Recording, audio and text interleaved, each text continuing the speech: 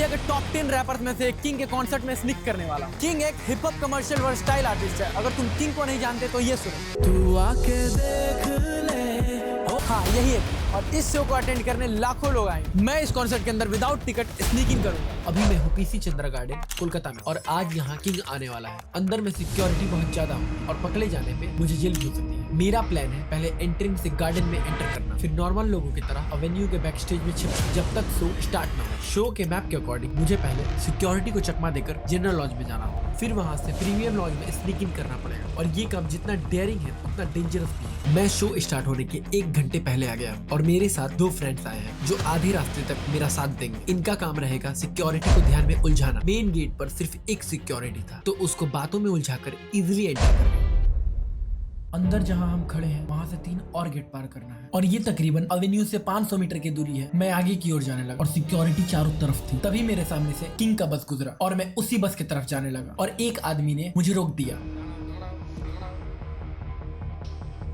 फिर आगे बढ़ा तो पता चला उसने किसी और को रोका है और भीड़ बढ़ती जा रही थी और सिक्योरिटी गार्ड्स भी बढ़ने लगे और अंदर जाना पॉसिबल नहीं लग रहा था। हम 3 हिस्सों में बट गए जिससे हम पे कोई शक न करे और सेकंड गेट में भी स्नीक कर गए। कोई भी नहीं है, हम लोग 3 जन हैं। लेकिन ये भी कोई बड़ी अचीवमेंट नहीं थी। अंदर में लोग जमा होने स्टार्ट हो गए थे और एंट्री बॉक्स ऑफिस के बगल से हो रही थी जहां 50 से ज्यादा सिक्योरिटी एक जगह पे खड़े थे और वो सबके हाथों में बैंड चेक कर रहे थे। वहां पे जितने भी लोग थे सबके हाथों में एंट्री बैंड था और मेरे दोनों हाथ खाली थे। सिक्योरिटी सबके हाथों को देख रही थी। विदाउट बैंड एंटर करना इम्पॉसिबल लगने लगा। आई डोंट थिंक कि मैं जा पाऊंगा क्योंकि एवेन्यू के बाहर और 4 एंट्री चेकिंग गेट है और वहाँ सबके बैग और हाथ चेक कर रहे हैं।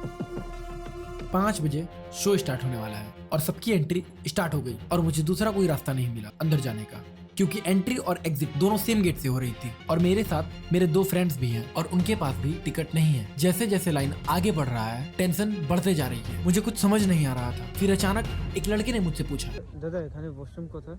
वॉशरूम आगे থেকে ওখানে যান। मेरा ड्रेस सिक्योरिटी के ड्रेस से मैच कर रहा था और इसका मुझे प्लस पॉइंट दिख रहा है। वहाँ जितने भी लोग हैं सब मुझे सिक्योरिटी समझ रहे हैं और तभी मेरा एक फ्रेंड लाइन में चला विदाउट टिकट और मैं सिक्योरिटी से कुछ सवाल जवाब करने लगा जिससे मुझ पे कोई शक न करे। जैसे ही लाइन कुछ दूर बढ़ा मैं सिक्योरिटी के सामने से लाइन के बीच में ढुक गया।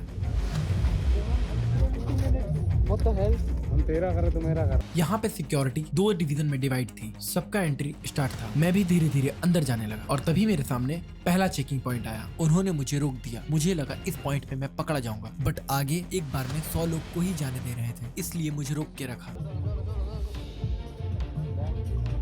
चौथा गेट भी मैं स्निक कर गया। अब सिर्फ 2 चेक पॉइंट बाकी थे और तभी एक सिक्योरिटी मेरा बॉडी चेक करने लगा। मुझे लगा अब मैं पकड़ा गया बट उसने बिना कुछ बोले आगे जाने दिया। बैकग्राउंड में मेरे फ्रेंड्स के बैग चेक हो रहे थे जिसमें मैकबुक और माइक था। मुझे लगा वो दोनों पकड़े जाएंगे बट सिक्योरिटी ने बॉडी एंड बैग चेक करके उन्हें छोड़ दिया। इस पॉइंट पर हम तीनों साथ हो गए। तो गाइस हम लोग तीनों ने मेन एंट्रेंस को क्रॉस कर लिया है।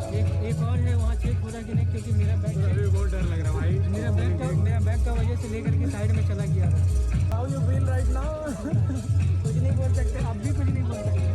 मेरे सामने एक आखिरी गेट था जिसके सामने 2 सिक्योरिटी गार्ड थे। हमारा प्लान सिंपल है, कॉन्फिडेंट में डायरेक्ट एंटर कर जाएंगे। मैं और मेरे तीनों फ्रेंड्स हम कॉन्फिडेंट के साथ गए और मैं एंटर कर गया। मेरे फ्रेंड को उन्होंने रोक दिया और दूसरे गेट से अंदर जाने बोला। हमें समझ नहीं आ रहा था कि हमें स्प्लिट क्यों किया गया। गाइस ओए हम ये तुम्हारे कहां से आ रहे हैं? समझ नहीं आ रहा। हमें कुछ समझ नहीं आ रहा था कि हम अलग अलग क्यों हैं। फिर पता चला मैं प्रीमियम लॉन्ज में स्निक कर गया हूँ और मेरे ठीक सामने स्टेज है जहाँ किंग परफॉर्म करेगा। प्रीमियम एक्सेस में भीड़ बढ़ना स्टार्ट हो गया था और मेरे फ्रेंड्स अभी तक जनरल एक्सेस में थे। कॉन्सर्ट स्टार्ट होने में सिर्फ 30 मिनट बाकी है और अभी से ऑरा में वाइब स्टार्ट हो गया है। मैं क्राउड को साइड करते हुए स्टेज के एकदम पास आ गया और फिर